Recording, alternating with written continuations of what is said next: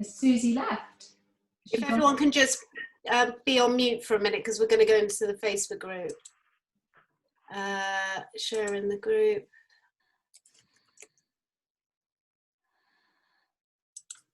Oh, wrong group.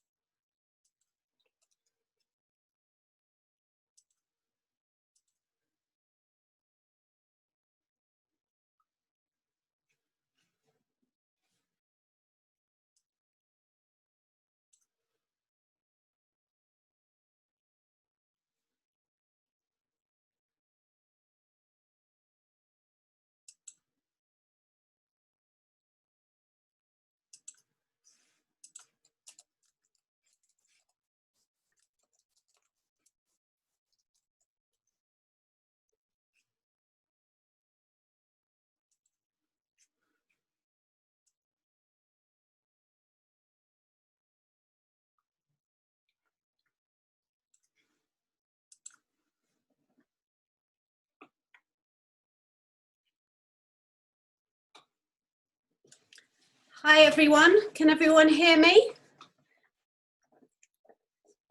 We are live in the Latte Lounge. I hope everyone can hear.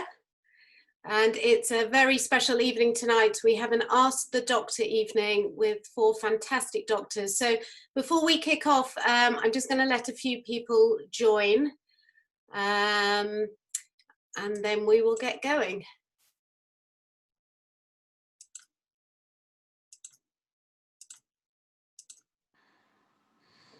Okay. Just going to wave to a few people. Hope everyone's having a good evening.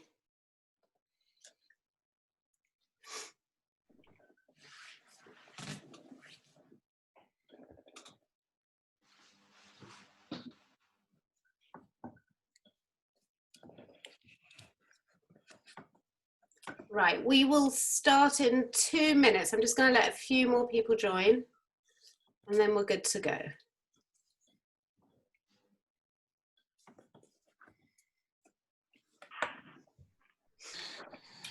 Okay, good evening everyone and welcome to the Latte Lounge. I'm really excited to be hosting this very special Ask the Doctor evening with 4 top specialists from the Wellington Hospital Elstree Waterfront.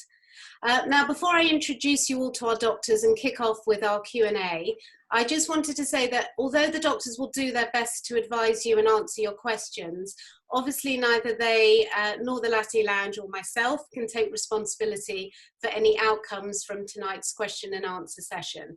And we would always advise that you do make an appointment with a relevant doctor if you need after tonight, who can follow through with you or your child's care from start to finish. So briefly, I wanted to give a little background to the new Wellington Hospital Centre and to our consultants.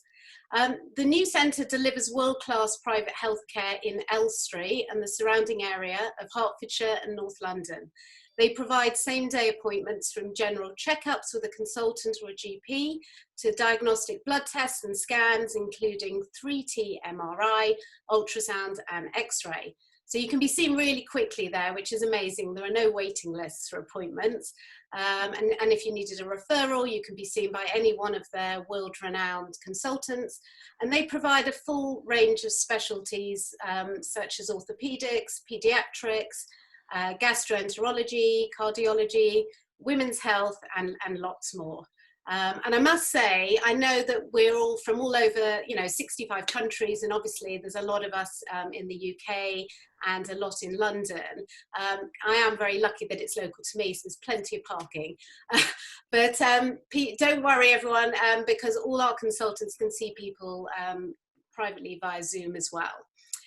Also, just one more thing before I introduce you to our doctors. You may have seen a blog I shared on the Facebook group a few weeks ago, that actually Elstree is one of the first centres now in the country to have opened a long COVID clinic. So if any of you or your family are suffering with, unfortunately, consequences of long COVID, it's a fantastic facility. So please be reassured that everything is safe. The protocols, you know, when you go for appointments, they take them very seriously. So really, you know, I recommend that you go should you need it. And they're open Monday to Friday for about 12 hours, I think, 8 till 8, and Saturdays 8 till 4, which is brilliant if you have kids like me who break their bones usually. Well, hopefully not, but on a Saturday football. Anyway, enough about me and the Wellington. I want to introduce you first to Dr. Suzanne Sederman. Suzanne is a GP and an accredited menopause specialist with a diploma in sexual and reproductive health, IUD and IUS fittings. She's passionate, like me, about raising menopause awareness and empowering women to understand their symptoms. And Suzanne, we're very lucky, is also one of our advisors on the Latty Lounge website. So, hi Suzanne, good evening. Hi Katie, thank you for inviting me in. Oh, thank you so much for joining us. Now, I've got a whole load of questions for you, but I'm going to introduce all of our doctors and then we're going to go back to you. So next we have Joanne Hockey, who is a consultant gynecologist. Joanne specialises in urogynecology, bladder pain, fibroids, prolapse, urinary incontinence, and pelvic floor problems. She also has a clinical interest in menopause as well and post-reproductive health. So hi Jo, thanks for joining us. Thank you very much for inviting me, it's great. Oh, it's lovely to have you here, and Jo's also in our directory, so we're very lucky to have Jo on board. And next is Dr. Benjamin Jacobs, who is a consultant paediatrician. Benjamin has a special interest in the treatment of children and teenagers with bone or musculoskeletal problems, especially those relating to nutrition, bone disease, growing pains, vitamin D. He's also experienced in the treatment of rare bone diseases such as osteogenesis, Yes. rickets, and CRMO. I hope I pronounced that right. Perfect, thank you. Welcome, Benjamin. Thanks also for joining us. And last but not least, Dr. Adejuan is a consultant in musculoskeletal sports and exercise medicine. He specialises in the non-surgical management of musculoskeletal disorders, which include trauma and overuse conditions. So also welcome to you. Thank you very much, and thank you for having us this evening. Oh, pleasure.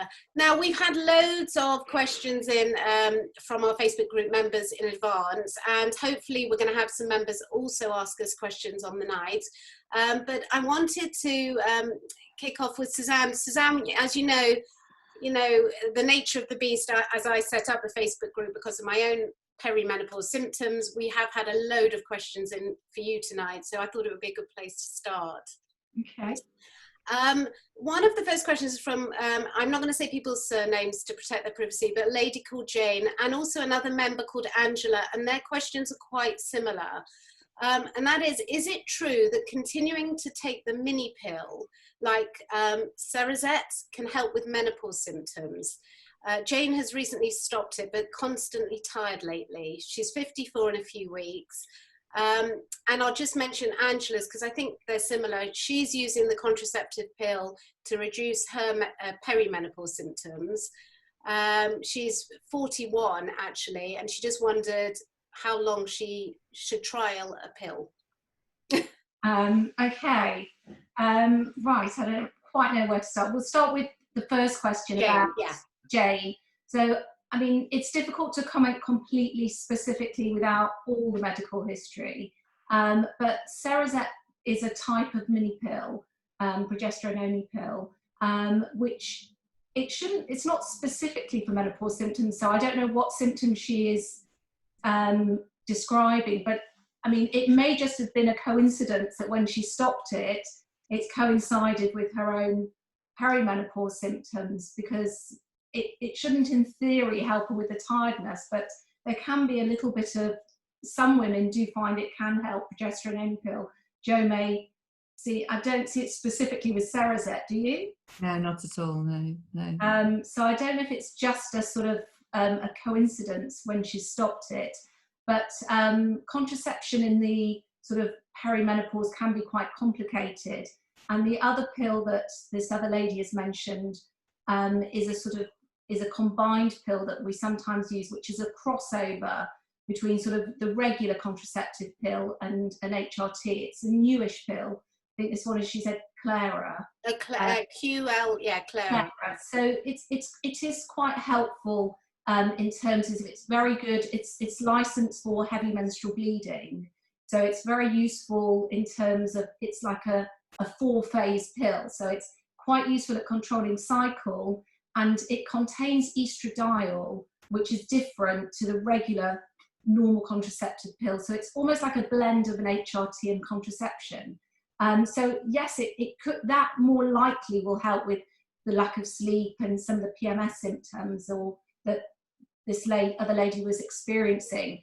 But usually would say you need to give a pill probably 2 or 3 cycles to see if it's working, unless there are really unacceptable side effects. You know, some people have such severe emotional side effects or severe headache, then yes, you would stop it earlier. But normally, I would say it takes 2 or 3 packets to see if it's settling in. Right. Is that all right? Yeah, no, absolutely fine. And I think, you know, if both of them are not sure, they should obviously see their own GP. I think so. I think this lady who stopped the Cerazette, it may be that she's just having, you know, a breach where some other symptoms are coming through. So it may just have been timing. Yeah. Okay, thank you. I'm going to move on to, there's another couple here for you, Suzanne. This lady, Karen, are stiff joints normal after sitting for a period of time and then getting up to walk downstairs? I'm generally not stiff and I'm active with Zumba classes 5 times a week. I'm 54 and menopausal. I have hot flushes just around the face and my period stopped around 2 years ago. So this is a symptom that not everybody associates with the menopause, but I don't know if you got it, Katie, but a lot of women get sort of this sort of arthralgia and sort of muscle pain. And it can be that you wake up in the morning with it, and it can be quite debilitating. But I mean, in this case, it may not be to do with her menopause, but it is something that, you know, it is described. And we do find that estrogen does seem to, or the lack of estrogen seems to contribute to it. So it can be that a menopausal symptom, but there could be some other reasons. So I wouldn't want to just say it's all completely down to the menopause, but it's definitely this sort of general hip, knee, small joints of the hands is something that does seem to occur in perimenopause, and it does seem to respond quite nicely to treatment. So it's worthwhile her consulting about her general symptoms, but it sounds like she's experiencing sort of quite a range of symptoms, this lady. Yeah, it's quite interesting, Dr. Adi, you may want to say something here, but for me, I did have lots of aching joints, and I was sent to someone like yourself, Dr. Adi, who, you know, just couldn't understand, you know, why all my bones were aching. Do you get this a lot from women who are perimenopausal? Well, the simple answer is yes. I mean, absolutely. So Susan's right in that the change of the estrogen profile will affect how your joints work, particularly your ligaments. We see that around pregnancy, but you'll also see that at the other end. And so that will, so you will see ladies presenting with stiff joints and discomfort. But it's also important to realize that there are other conditions that can present like this.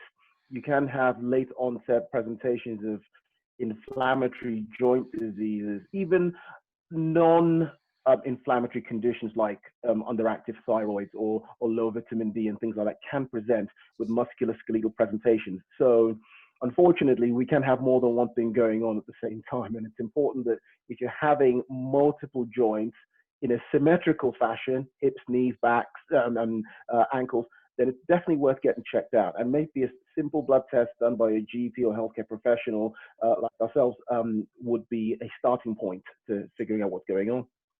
Yeah, absolutely. All right. Thank you very much for that. I've got another question here. Actually, this one is for Joanne. Joanne, this lady was saying she's due to have a hysterectomy in a few weeks' time. Should I keep my ovaries or not? And if not, should I take HRT after, and why? I have adenomyosis. What other treatment options are there for heavy periods? What does that say? Oh, before I agree to a hysterectomy, is it worth me considering an ablation, coils, or medication? Oh, but yes, there's lots of parts in the same question here, and I think what she doesn't mention is how old she is, which of course is the billion-dollar question on that. With regards to any decision for hysterectomy, it has to be the last thing that you do. It's you trial from the things like a Mirena and uterine system to an ablation, then various other treatments where you would stop the periods altogether before you would then go on to have a hysterectomy.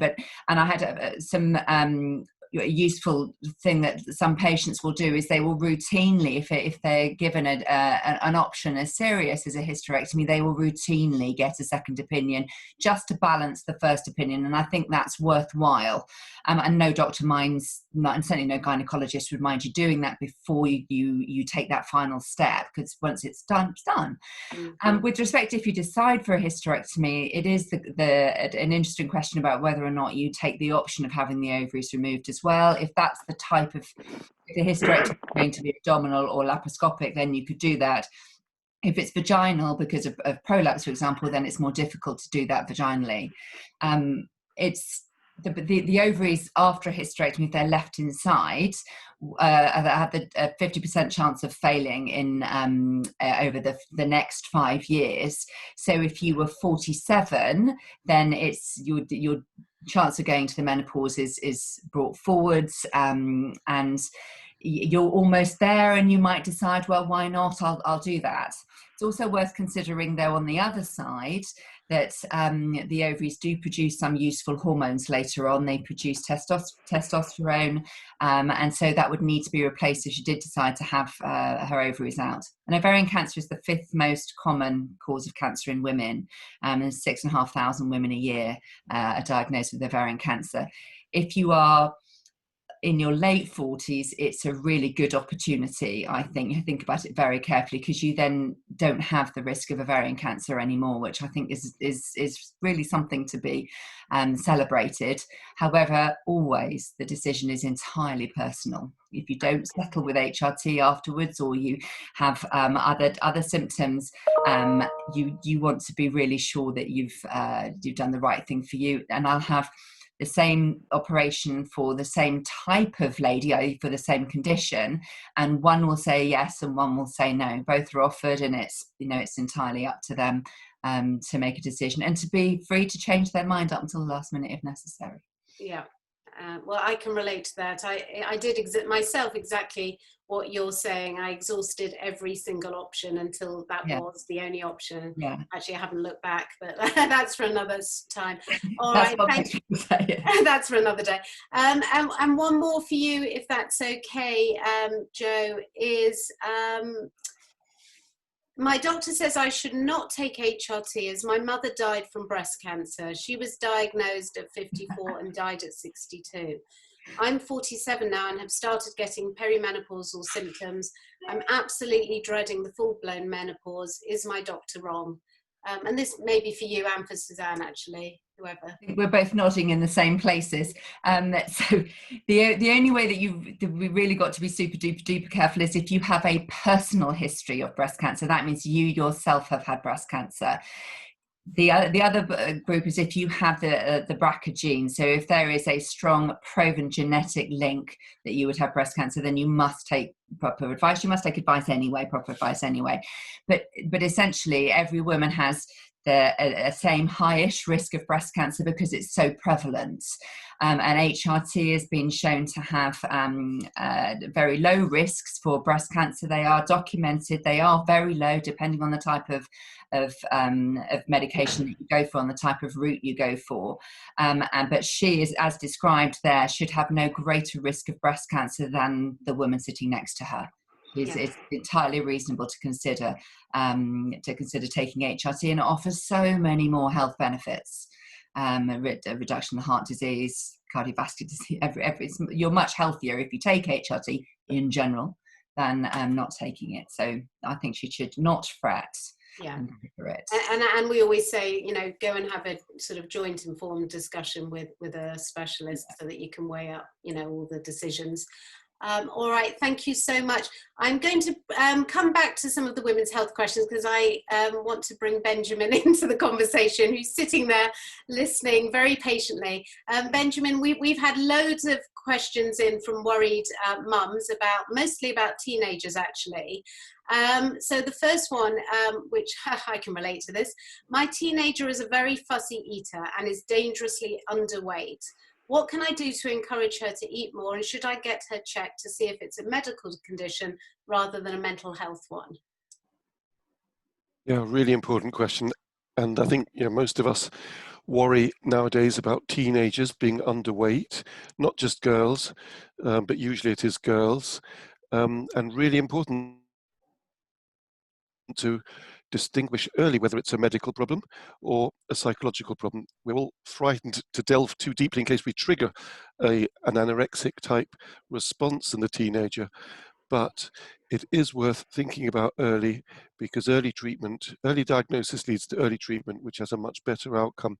So I think the short answer is, if there's any question about it being a medical problem, they need to be assessed by a doctor, and that assessment will always depend on the story that you get, as well as examining the patient, which is really important. But quite often you need to do some tests. Sorry, was there a Yeah, there was just a gap in, we couldn't hear you, but it's fine now. Sorry, I think you quite often will need some medical investigations, usually a blood test, to look for signs of some inflammation, because things like Crohn's disease can look just like anorexia nervosa. So it's really important to get that proper medical assessment. Okay, and whilst we're sort of similar, well, not similar, but obviously relevant, another mum has asked, can you recommend a good multivitamin with iron for my child? His blood tests came back with very low iron, even though he eats well. Is this normal? I thought it was mainly girls who have low iron due to periods. Should I get him checked? Katie, am I allowed to mention brand names of? Well, I'll go. Yeah, why not? Okay. I might even show you. I might even show you my favorite vitamin supplement. I don't know how clearly this comes across, but this is a spray. There's a company called Deluxe that makes a whole range of sprays. You just spray it into your mouth, and it's cheap, it's safe, it's effective. It's a good way of taking vitamin D, which is the other thing that children often lack. So iron and vitamin D deficiency are so common that I've generally stopped doing blood tests to look for them. With vitamin D, if you live in this country, unless you're eating a lot of fortified foods, you're going to be vitamin D deficient by this time in the winter. If you have a normal, natural, healthy diet, you will not get vitamin D from a normal, natural diet. Foods have to be fortified, or you need to get sunshine, which you cannot get in this country by now. In December, you simply can't make vitamin D from sunshine. So vitamin D deficiency, I'm very keen to avoid with a supplement. Iron actually is linked with vitamin D. Not many people know about how this works, but the fact is, if you give a vitamin D supplement, you're likely to help the iron deficiency. We've always known to give vitamin C with iron supplements, but vitamin D has an important role. Giving iron itself is tricky, because if you give a big dose of iron, you're likely to get side effects. And so I generally recommend a gentle supplement from a health food shop, or even better, trying some dietary way to improve the intake of iron. You don't need to give big doses. The sort of doses that doctors prescribe of iron are not required for a child if they're a healthy child. If someone has anemia, we might give them 200 milligrams of iron, but the average child only needs about 10 milligrams. You should be able to get that from a diet, if not just a low dose supplement from a health food shop. But the vitamin D is something which I would recommend in quite a large dose, because vitamin D is exceedingly safe. We hardly ever see any side effects from vitamin D excess, but I think we see a lot of problems commonly from a lack of vitamin D. So I'd give a high dose vitamin D supplement and a low dose iron supplement. Okay, that's great. We actually shared a blog this week on vitamin D, and it's yes, it was saying pretty much what you were saying.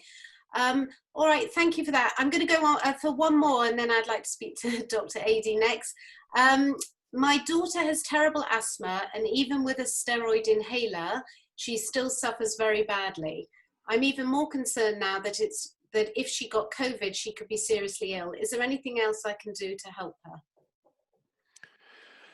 So if I could just tackle the last bit first, I do think COVID is not a major threat to children, even if they have asthma, even if they have cancer. Children have done remarkably well with this terrible virus. It's a threat to old people like me, especially old men like me, but children, even a child with asthma, which this mother's clearly concerned that the asthma is terrible, I don't think the COVID is a threat. But if the asthma is terrible, then the asthma does need proper assessment and better treatment. I don't know exactly what they mean by terrible, and I don't know exactly what this steroid inhaler is, but the first thing is to assess how bad is the asthma. The second thing is to assess exactly which steroid is this child taking and how do they take it. And you've got to watch them use the inhaler to see whether the technique is adequate.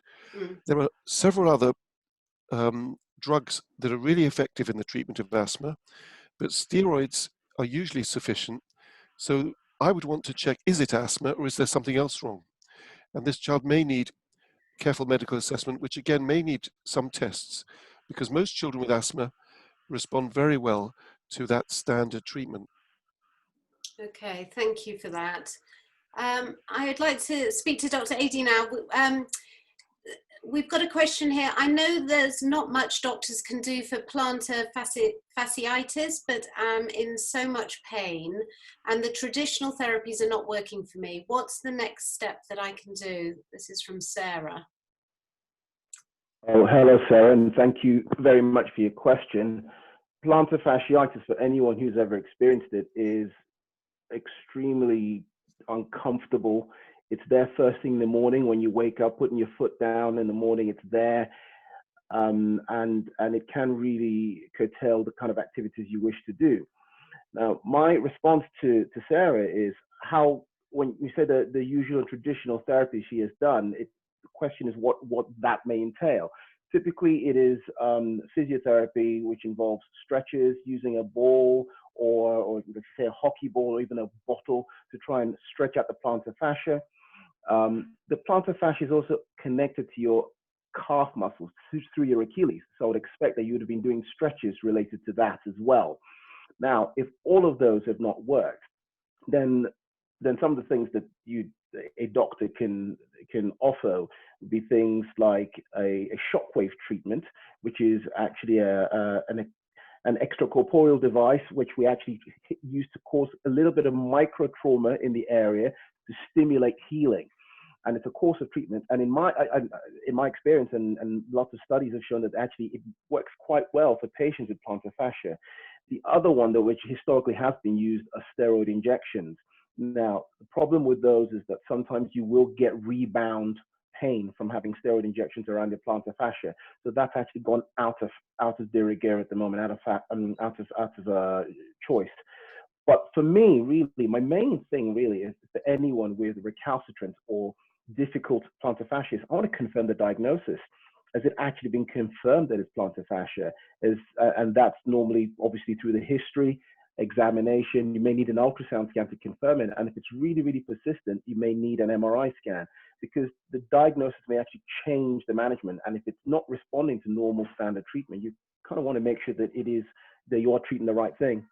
Yeah. Okay, I've got a husband who's suffering currently as well. He's been rolling a tennis ball for a while. There you go. Yeah, exactly. It's helping a bit. All right, thank you for that. Marilyn says, I have carpal tunnel in my left hand. I've been told I can't have an injection as it will lower my immunity. And as I'm over 70 with COVID, it could be dangerous. Do you have advice of any exercises I can do to help myself? Right. So I'm really sorry that you've been, you have carpal tunnel syndrome. You've been diagnosed with it. For anyone who's not entirely sure, the carpal tunnel is in fact your wrist, and you have a main nerve running through your wrist going into your hand. It can affect the loss of sensation in the fingers, can give you constant pain, particularly worse at night, wakes you up, and can affect your grip, and eventually can actually affect the strength of the muscles in the hand. Now, if you have persistent pain following carpal tunnel, it means that a nerve is getting compressed. Yes, one can do stretches and one can try and do rehab, but if the symptoms are persistent, then it means that the nerve is under constant compression. Prior to when COVID first started, we didn't really know much about what you can do and what you shouldn't do and what you shouldn't give. Well, the evidence now has come out that actually, if the benefits of having a steroid injection outweighs the risks, then you are allowed to have a steroid injection. And in fact, many of the various governing bodies, the rheumatologists, orthopedics around the world have said that you can have a steroid injection. But, and this is the big but, a steroid injection is only great if your carpal tunnel syndrome is a transient thing, i.e. something that's come on recently. If it's chronic, if it's been there for a while, then it may be that you actually need that carpal tunnel released surgically. And even though you may say that you're 70, it's a very safe operation that is done under local anesthetic. So again, need assessment, get the right diagnosis, see where you are. We don't want the muscles wasting, because if they're wasting, then it's too far gone. And then decide which is best for you, injection or surgery. In the meantime, you can use a splint. You can buy over the counter. You can buy from Boots or any proprietary pharmacy to help stabilize the wrist, and that can give you at least rest pain at night. Okay, thank you. I'm going to ask you one more, and then we're going to shoot back to the top. I think I have tennis elbow. I'm quite impressed with this. not with the tennis elbow, but she got it from using a hedge trimmer. That's what I'm impressed with. But anyway, I shouldn't joke about things like that, but I've never used a hedge trimmer. She said, this is Rebecca, should it just get better on its own, or should I go and see a physio? It's not that bad, but when I straighten my arm or do anything that requires my fingers to grip, I get a pain inside my elbow. I've probably had it now for about 2 to 3 months. Right, tennis elbow, very, very common. Most of the time it has absolutely nothing to do with tennis. It's pain in the outside of your elbow where your muscles that help you bring your wrist back attach to your elbow. So in effect, when you're using a hedge trimmer like that for a long time, you can strain that muscle, and it's in fact it's a tendonitis. That's what it is. 2 to 3 months of persisting with symptoms, well done for lasting that long. If it hasn't gotten better by 2 to 3 months, the likelihood is it's probably not going to get better by itself unless you get some help. So at this point, I would say do go and see a physiotherapist or an osteopath, someone who can at least confirm a diagnosis and initiate some rehabilitation treatment, which would be stretches and strengthening. Obviously, if the symptoms are persistent, and that's why you need to see someone, because there are other things that can cause you pain on the outside of your elbow. And if you're using words like it feels like it's inside my elbow, it may be something other than tennis elbow. So it's, again, worth checking out. In summary, if your symptoms are lasting 2 to 3 months and they're not showing any signs of improvement, get it checked out. Yeah, good advice. All right, thank you very much. We've got about 5 minutes, but we might go over if it's okay with all of you guys, because I'd love to get through a few more questions. Suzanne, this is quite a long one, which sort of makes me a little bit angry, only because I hear this all the time. This lady, Sarah, she's had long discussions with her GP via a medical student today. For 4 years, the only option offered to her was to help with her anxiety. And this was brought on by being constantly ill, exhausted, fuzzy-headed, and afraid to really go out or drive her car. The only option that was given to her was antidepressants. Today, she told them that she'd prefer to follow the HRT route instead and see if that improved things. Her GP is insistent that a combined HRT tablet is the way to go with treatment, but then followed up by telling her that it would increase her risk of breast cancer, clots and strokes and to be mindful of those side effects.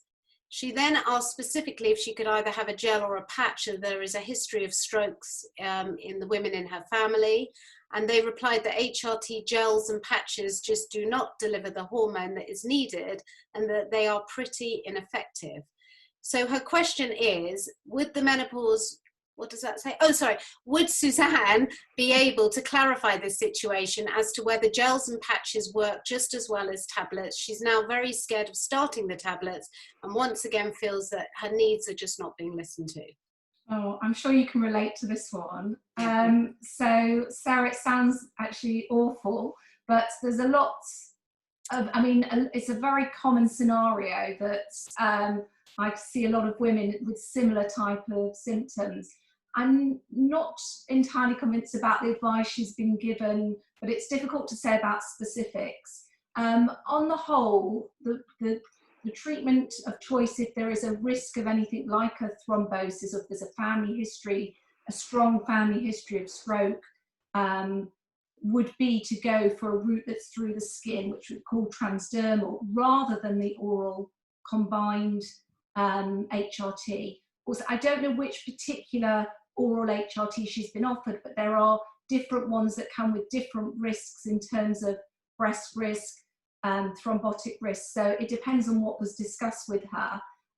But I mean, most women do, tend to opt first line for a transdermal, and a patch and gel delivers really good levels of estrogen. So I think that is slight misinformation, but it's difficult to comment without the specifics. But, we are able to deliver transdermally quite good doses, and there are very occasionally women who cannot achieve those doses and may do better with an oral tablet, but that tends to be more the exception these days. But it sounds like she had quite a long journey to get to this point, and it sounds like it was, there's still more for her to discuss. And I think, it's a journey, this sort of perimenopause, menopause time, and I think if she's able to go back and have a further discussion with her healthcare professional, then, and she's got concerns, she should try again, and go back with, maybe there's lots of information based on, you've got loads, haven't you, Katie, that she could be armed with to go back. But I wouldn't agree about the transdermals not giving you the right. No, I mean, not from what I know, but you and obviously Joe are the experts. So I thought it was more sensible to start with a patch or a gel because of the slight increased risk of clots. But I think what we say all the time is to do go and see, a menopause specialist if you're not happy with the consultation you've had with your GP. But we've got lots of information on our website and symptom checklists and, explainers about HRT. So, she can go armed. I will send her all the information. Okay. And Joe, one for you. This lady, it's an anonymous post. One side of my vulva area has been itchy for several years. No obvious reason and gets worse before periods. I'm 53. Sometimes I use eczema, emollient or steroid creams. That helps. But what could it be and how else might I treat it? So she really, really does need this looked at rather than just a phone consultation or a video consultation with the GP to see whether or not it's a vulval condition called lichen sclerosis, which is really common, very easily treated, but does need to have a watchful eye on, not least to make sure the treatment's working well. The emollient creams are fine. That's not going to do any harm. It's going to be really helpful to carry on using that. And the GP or the vulval dermatologist or the gynecologist may well suggest a steroid cream to use in an initial straight couple of weeks and then pulling back. And then if she doesn't respond to treatment, then they can decide whether or not that needs a little biopsy, which is very easy to do with a local anaesthetic and a little punch. So it's most worth getting it looked at because you can really help.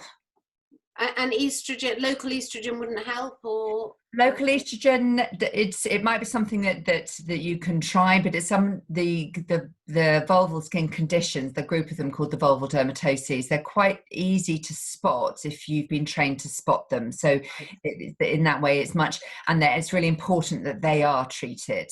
So because they cause skin changes. So she does need to have an eye on it. And yes, it may be that it's just a very dry vagina, but she's still having periods, so she is likely to still have a reasonable level of estrogen. So it's more likely that it's a skin related thing, but really must get that one checked out. Okay, thank you. And one more for you, Jo. This is from Karen. Heavy prolonged periods for 3 weeks, terrible pain in left hip, which gets worse at the time of time of the month. She's 50, she still has regular periods and no other menopausal symptoms. She's currently not taking any medication. Again, it's another one. It's a red flag symptom. This very heavy bleeding, very unusual bleeding on the background of some regularity. So this might indicate that there is a little polyp inside the womb. It might indicate that there's a thickening of the womb. And again, she'll need to have an ultrasound scan to be able to determine that everything is all right. You can't attribute it to the perimenopause or just one of those things. Certainly needs an ultrasound scan and a follow up. And I forget what the last bit of that question was on the. She's just not on any medication. So, not on any medication, no. So it's likely to be a bleeding problem of a reproductive age woman. That's so it's needs sorted out. Right, thank you. I've got one last one for Suzanne and then a couple for Benjamin. Suzanne, what's considered normal thyroid levels for a 53-year-old surgical menopausal woman? If readings on a lower level of the scale but deemed satisfactory, then should it be repeated in a year? This is from Katerina. So, I mean, thyroid function, if she's within the range, I assume she's talking about her free thyroxine levels. It's difficult to comment without seeing numbers. We often look at something called the TSH. So if that is within a normal range, even if you're at a lower end of the range, we would still consider it normal. And I think having it checked annually is probably a good idea if it's been in the lower range. But it's difficult to comment without seeing any kind of numbers. I think she was probably asking because she's feeling really exhausted and was wondering if she had low.